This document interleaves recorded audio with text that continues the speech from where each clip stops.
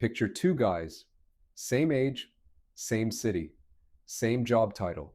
Marcus makes $72,000 a year, drives a decent car, lives in a nice apartment, goes out on weekends, looks, from every angle, like a man who's doing fine. Daniel makes $68,000 a year, drives a used Honda, packs his lunch 4 days a week, doesn't talk about money much, doesn't post about it either. 5 years pass. Marcus has about $4,000 in savings and $19,000 in credit card debt. He's stressed. He's one bad month away from a real problem. Daniel has $87,000 in net worth. He doesn't feel rich. He doesn't look rich, but something about his life is different. He sleeps better. He doesn't flinch when his boss raises his voice. He turned down a job offer last year, not because the money was bad, but because it didn't feel right. What happened? It wasn't income. It wasn't luck. It wasn't some secret stock pick. Daniel crossed a milestone, a specific number, that quietly rewired everything about how he lives, how he thinks, and what he's willing to put up with. And here's the thing nobody tells you. There are 3 of these milestones, and every single one of them changes your life in ways that have nothing to do with buying stuff. Today, we're going through all 3. You already know that income and wealth are not the same thing. You've seen the proof. Athletes who earned $50 million and went broke. Celebrities with massive paychecks and nothing to show for it. Neighbors who look successful and are quietly drowning in payments. You know the story. So here's the version of this conversation nobody actually has. Most people track the wrong number their whole lives. They track income. They negotiate for income. They brag about income. They feel behind based on income. But income is just water flowing through a pipe. What matters is how much stays in the tank. That tank, what you own minus what you owe, that's your net worth. And your net worth is the only number that actually tells you how free you are. Not how much you make, how free you are. And on that number, there are 3 specific milestones that don't just mark progress. They change your life, each one differently, each one permanently. Let's go through them. The first milestone is $10,000. I know, it doesn't sound like much. It's not a down payment on a house. It's not retirement money. You can't quit your job with $10,000. You can't even buy a decent used car with it in most cities right now. $10,000 in net worth is not about what you can buy. It's about what it proves. Think about what it actually takes to get to $10,000. You have to earn more than you spend, consistently. Not for a week, not for a month. Consistently over time until the number on that account reads 5 figures. That requires habits, real ones. Not I'll start Monday habits. Habits that become automatic. Here's what those habits are actually doing inside your life, most of which you don't even notice. You start making different decisions under pressure. When your friend texts you about a last-minute trip, something in your brain runs a calculation you didn't run 6 months ago. Not, can I afford this? That's too simple. It's, do I want to trade this money for this experience right now? That's a fundamentally different question. That's a person who's starting to think in trade-offs instead of impulses. You start seeing debt differently. Once you've spent 18 months or 2 years slowly building something, the idea of blowing $4,000 on a credit card and paying interest on it starts to feel physically uncomfortable. The debt starts to feel like it's working against something you've built, because it is, and you gain one of the most underrated things in modern life. A cushion. The average American cannot cover a $400 emergency without going into debt or selling something. $400, not $10,000, 400. So if you're sitting at $10,000, you're in a position that the majority of people in this country have never been in, ever. That cushion does something to your psychology. Think about the last time you were stressed at work, really stressed. Your boss was being unreasonable. A project was falling apart. A coworker made your life difficult. Now think about how you reacted, or how you wish you could react. If your bank account reads $400, you can't say anything. You can't walk. You can't slow down. You need that paycheck. That job owns you, not because of a contract, but because of your account balance. If your bank account reads $10,000, you still probably stay. You still probably bite your tongue, but it's different. There's a voice in the back of your head that says, I could leave if I had to. And that voice, that quiet, calm voice, changes how you carry yourself. It changes what you're willing to accept. You don't get rich at $10,000. But you get options, and options are where freedom starts. The other thing $10,000 does is give you momentum.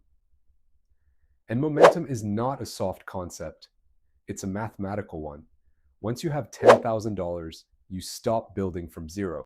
Returns, even small ones, start compounding on something real. The gap between you and the person who still has nothing widens every single month, even if neither of you changes a thing. Time and compound interest do the work for you. This is why the hardest part of building wealth isn't the middle, it's the beginning.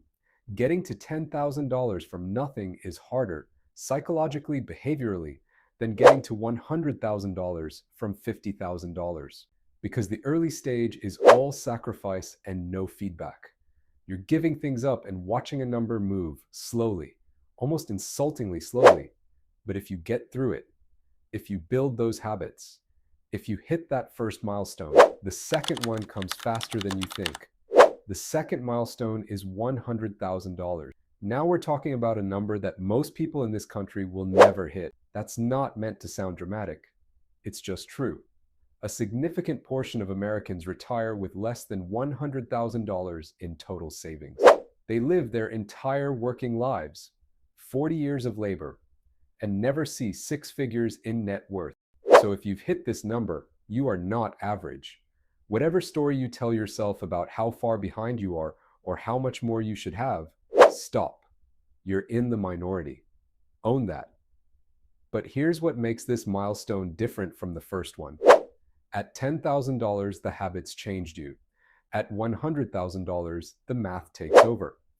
At a conservative 7% annual return, roughly what a plain index fund has averaged over long periods, $100,000 generates $7,000 a year in growth, without you doing anything, without overtime, without picking a single stock. $7,000, growing while you sleep. That's $583 a month appearing without a time card. That's a car payment, a flight, a month of groceries, just arriving because you hit a number. This is the moment that separates people who understand wealth from people who are still just chasing income. Because right here, at $100,000, the money stops being something you feed and starts being something that feeds you back. Your portfolio becomes a second job, one that never burns out, never calls in sick, never asks for a raise. And here's the thing about a second job that earns $583 a month. It changes your posture at your first one. Most people negotiate salary from a place of quiet desperation. They need the number to work. They need it to start soon. That need leaks into the room. The employer can feel it, and they use it. They always use it. When you have $100,000 sitting and compounding, you walk into that same conversation from a different place. You're not performing confidence. You actually have options. You can hold out. You can walk. And the people across the table from you can sense that too. That posture alone can be worth tens of thousands of dollars over a career. Not because you became a better negotiator, because you became someone who doesn't have to beg. That is what $100,000 actually buys you, not the number, the posture. And then there's the thing that happens inside you. Quieter, but just as important. You stop gambling with your own future. Before this milestone, there's a real temptation to take swing. Bet on a startup. Go heavy on a single stock. Find a shortcut because you're starting from so little that the upside feels worth the risk. That urgency makes sense when you have $4,000. It becomes irrational when you have $100,000, because at $100,000, you finally have enough skin in the game to understand what losing it would cost. And you do the math. A boring 8% return on $100,000 becomes $215,000 in 10 years, without touching it, without adding a dollar, just patience. That math makes you calm in a way that looks almost strange from the outside. The market drops and your colleagues are panicking in the group chat. You're not. Not because you don't care, because you've done the arithmetic. You know what time does to this number. Panic would be irrational. That calm is the real product of $100,000. And once you have it, you carry it into everything. The third milestone is $500,000. This is the one people don't talk about enough. Everyone talks about $1 million. $1 million is the dream number, the finish line, the thing you put on a vision board. But $500,000 is where things get genuinely strange. And I mean that in the best possible way. First, let's do the math. because the math is almost offensive at this point. At 7% annual returns, $500,000 grows by $35,000 in a single year. That's nearly $3,000 a month without a single hour of labor, without a promotion, without a client or a customer or a boss. $3,000 every month just because you're at $500,000. That number is above the median individual income in many parts of this country, which means your money is now earning what the average person earns. Your portfolio has become its own full-time worker, a worker that never calls in sick, never asks for a raise, never quits. At this level, the question of, can I afford this, becomes almost obsolete for most normal purchases. A $500 car repair? A $2,000 vacation? A medical bill? These things exist in a different universe now. They're line items, not crises. They don't keep you up at night. They don't require 3 months of saving. They're just things that happen and get handled. That shift from crisis to line item is one of the most profound quality of life changes a human being can experience. And almost nobody talks about it in those terms. People talk about yacht money and private jet money, but they don't talk about the quiet, enormous luxury of never having a financial emergency again. That's a $500,000 luxury, and it's better than most things money can actually buy. Here's what else happens at this milestone.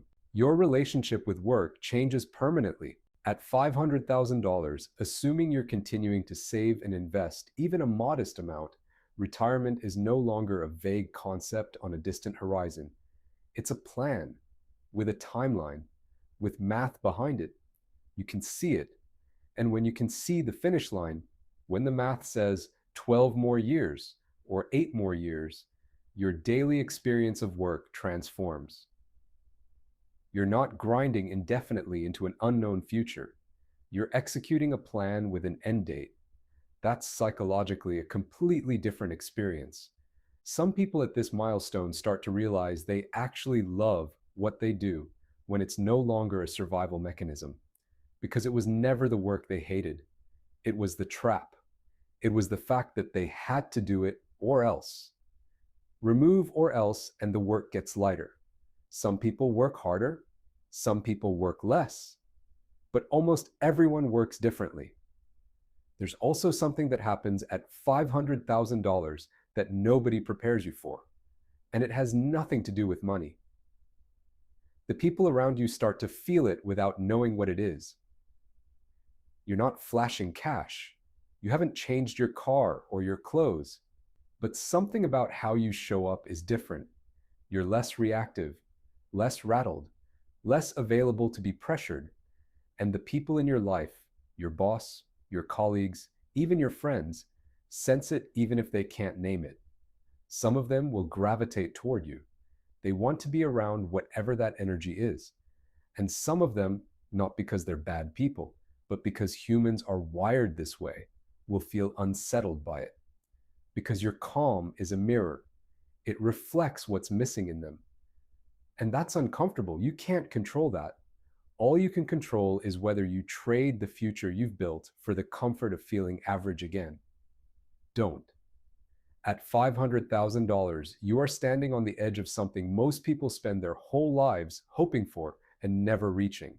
You have crossed into a world where money is no longer the thing you chase. It's the thing working for you while you chase everything else. Here's what I want you to take away from all of this. These milestones are not about the numbers. Not really. $10,000 is about habits. It's about proving to yourself that you can build something, that you can delay gratification long enough to see results, that you are not someone who just lets money pass through your hands. That milestone changes who you are. $100,000 is about math. It's the moment the machine turns on and starts running without you. It's the moment negotiating power enters your life. It's the moment boring becomes your strategy and you understand why. That milestone changes what's possible. $500,000 is about freedom, not the retirement brochure version of freedom, but real freedom. The kind that changes your posture, your voice, your choices, your sleep. The kind that means something breaks in the world and your first thought is not, how am I going to pay for this? That milestone changes your life. None of these milestones require you to earn a massive salary.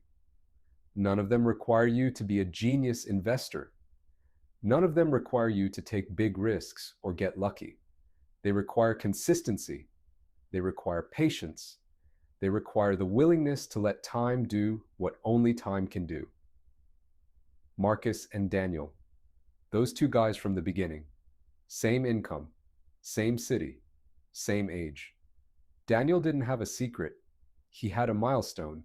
He hit $10,000 and it changed his habits. He hit $100,000 and it changed his math. He's not at $500,000 yet. But the line is visible now. He can see it from where he's standing. Marcus still thinks Daniel got lucky. He didn't. He just crossed the lines